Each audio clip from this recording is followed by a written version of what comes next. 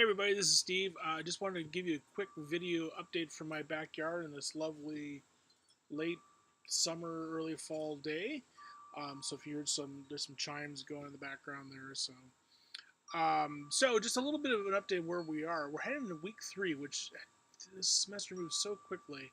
And I just finished earlier today. This is Saturday actually, commenting or not commenting rather, but posting grades for the first 2 weeks of discussion, and also posting some great information or completion information on your journal blog post. Now, the discussions are graded, and the grading for that is explained in the syllabus, and you should go back and look at that again if you haven't yet. If you post on time and respond to 2 or more classmates in the course of the conversation time from Monday to Wednesday or from Wednesday to Friday, then you get a 4, which is essentially an A. If you post on time and respond to just one student, or if you post late and respond to multiple students, you get a 3. If you just post one response, or you post late and respond to one student, you get a 2, which is a C. If you post late and just one response, you get a 1, which is a D. And if you don't post at all, you get a 0, which is an F. Okay. Now those numbers, basically I average those for this semester, and then I assign a grade based on that. Again, I explained this in the syllabus. What this means is that if you have a 4 and a 3 or a 4 and a 2 or something like that, that's not the end of the world. There's going to be a lot more discussions too if you weren't as prompt in participating in this as you should have been for the first couple of weeks. But if you have questions about that and you think that maybe I miscalculated or something like that, just let me know, and we can try to figure that out. For the journal post, blog posts, right now, all I'm doing is marking complete and incomplete in a timely basis. And I basically go through those about once a week or so. And I look at them very quickly, but what I'm really looking for the time being is that you actually did it, that you actually completed it on time. So that's where you get in the complete or incomplete.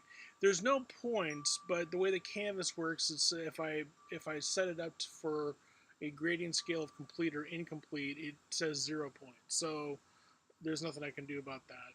What I'll do at the middle of the term is I'll go back and look at everyone's blog posts a little bit more systematically, and I will make some qualitative evaluation based on, yes, they completed, if a student completed all these posts in a timely fashion, that's in and of itself a good thing. But students who complete the blog posts in a timely fashion and who go into more detail are going to get a better grade.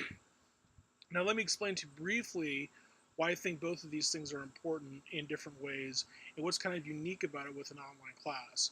In a face-to-face class, being the participation grade is really just about being present and being polite. Oh, sure, people get a better grade if they speak up in class and things like that. But honestly, one of the things about participation in a face-to-face class is it's really difficult for me to figure out what grade to give to a student who's polite and kind and seems to be paying attention, but never ever says anything.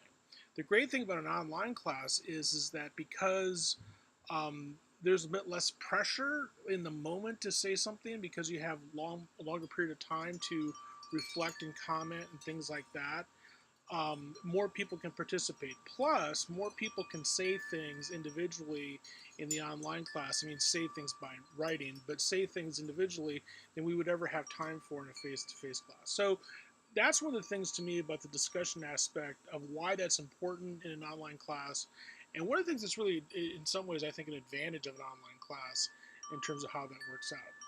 The journal blog posts, what I'm really trying to get you to do there is to find a space that is not part of the discussions and it's not part of the essays, where you can write and think through your writing about what it is that you're trying to do. So the point of those is for you to, I'm prompting you to think about the readings in a way that will hopefully help you think about the essays that you're writing, and it'll help you guide your reading experience a little bit.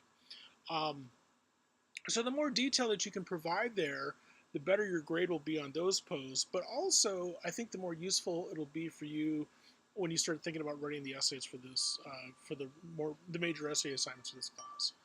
Um, I think that's it for now. Then everything else, I think that people are basically following along pretty well.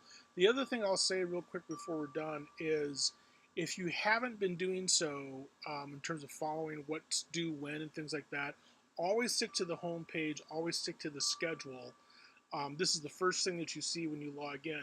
One of the things about Canvas is that you can, follow a class in a whole bunch of different ways. So if you just click on, for example, what's the latest discussions or what's the latest assignments and things like that, you might not get the same sense of when things are due that if you look at just the main homepage for the class. So always stick with that.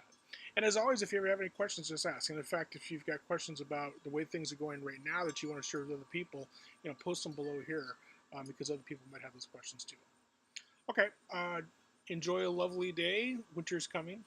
We all know that. Live in Michigan. And as always, I'll see you online.